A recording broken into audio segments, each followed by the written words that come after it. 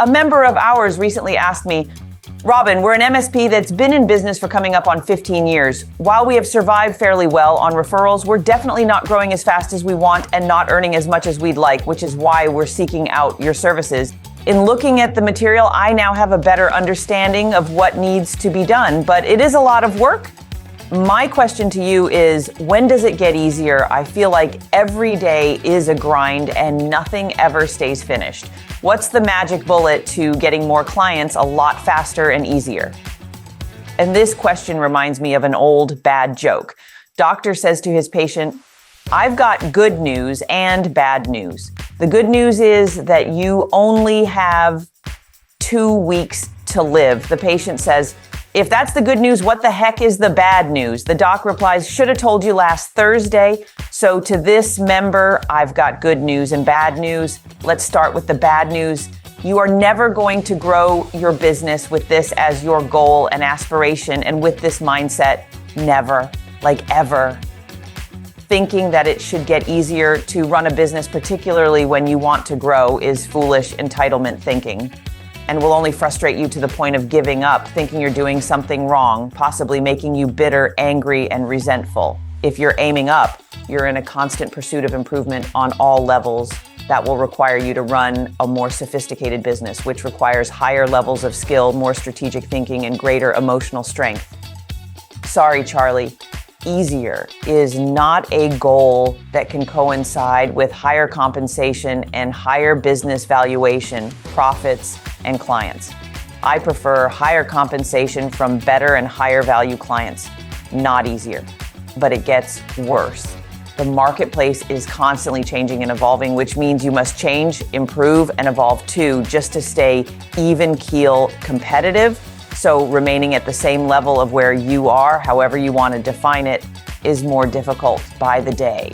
There was a time in my business when I could mail out a letter with a fax back order form and get a 5% to 10% response rate with actual orders. No phone follow-up, email sequencing, video sales letters, retargeting, etc.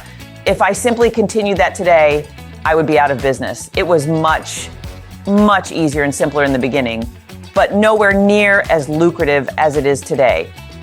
MSPs used to just be able to sell block hours and VAR services profitably with very little selling or marketing efforts. And today, your competition will clean your clock at getting to the high-paying, high-value clients if you can't do advanced cyber, remote monitoring, 24/7 help desk, CIO services, compliance, etc., coupled with a very aggressive outbound sales and marketing effort. Just 10 years ago, if you put an RMM tool on a client's network, along with a firewall and antivirus you managed, you were considered cutting edge. Today, that's the bare minimum of the game. And the game is getting a whole lot more complicated, expensive, and difficult, with a slew of new tiny MSP startups cropping up to take the low end of the market, and PE-backed super MSPs getting stronger and more sophisticated to take the upper part of the market in both clients and talent. Let me also add that time on the job does not give you an advantage or entitle you to more money. That's the way employees, union workers, and tenured professors think. If you are doing the same job and bringing the same value you did this year as you did last year, you should not automatically be paid more. You need to bring more value to get more compensation, regardless of tenure, period. In your MSP, the thing that will get you more clients and more money is celebrity, authority positioning, and a trust-based approach to marketing and sales, coupled with the ability to deliver actual value to clients. We call this the C.A.T factor. Shameless plug. We are showing you how to use this to attract more high-value clients at this year's roadshow. So get some. Even though I've been at this for over 20 years, I still work very hard on our marketing and sales systems, which are constantly in need of monitoring, improvement, innovation, and even repair. Weeds automatically grow and flowers don't plant themselves. I do not expect clients and money to flow in just because I've helped so many people, have earned a stellar reputation for results, and have implemented a ton of marketing initiatives over 2 decades. You can't either. Now, here's some good news. You can change your mindset about all of this. How you choose to view something and the beliefs you adopt are your own and can be changed in a moment by a single simple decision to do so. You could choose to look at all of this work as I do, an opportunity to learn and grow professionally and personally. You could embrace it and be thankful for it. The results of a workout don't last forever either, which is why you have to exercise daily.